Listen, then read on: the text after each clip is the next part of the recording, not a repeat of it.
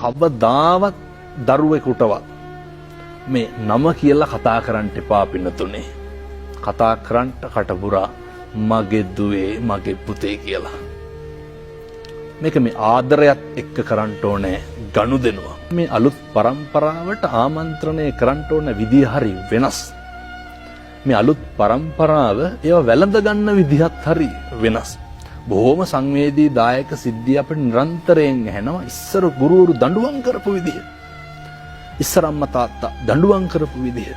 අද ඕන තරම් ඔබතුමාලගේ නාලිකාවල ප්‍රවෘත්ති වලට කියනවානේ ජංගම දුරකථනය පාවිච්චි කරන්න එපා කිව්වා කියලා දරුවා බෙල්ල වල දාගන්නවා.